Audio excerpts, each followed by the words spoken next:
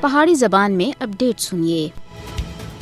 مقبوضہ جموں کشمیر میں مودی حکومت اپنے ہندوتوا ایجنڈے کو نافذ کر رہی ہے۔ مقبوضہ جموں کشمیر کو ہندو راشٹریہ دا حصہ بنانا بی جے پی اور RSS دا مچروکنا خواب رہا ہے۔ جموں کشمیر دا ہندو رنگ وچ رنگنے دی ایک تازہ کوشش دے طور دے اوتے قابض بھارتی انتظامیہ سن مقبوضہ علاقے دے 31 تعلیمی اداراں دا نام بٹانے دا فیصلہ کیتا ہے۔ انہاں وچوں 17 سکولاں دے نام مختلف حملوں وچ ہلاک ہونے والے بھارتی پولیس اہلکاراں دے نام دے اوتے رکھ دتے گئے ہیں۔ بھارت مقبوضہ علاقے وچ بڑی سڑکاں اور عمارتوں دے نام بھی بٹانے دی کوشش کر رہا ہے، جس دا مقصد جموں کشمیر دی مسلم ثقافت اور انہاں دے نقوش کو مٹانا ہے۔ کشمیر وچ اسلام دے پہلاں دی تہذیب کو زندہ کرنا بی جے پی اور RSS دا اصل ہدف ہے۔ ادھر ہندوؤں دی بالادستی اور ہندو طرز زندگی دے قیام دے واسطے مودی حکومت تیزی دے نال کام کر رہی ہے۔ بھارت مقبوضہ جموں کشمیر دی مسلم اکثریتی حیثیت کو بٹانا چاہتا ہے۔ مودی حکومت تے 5 اگست 2019 دے غیر قانونی اقدامات دا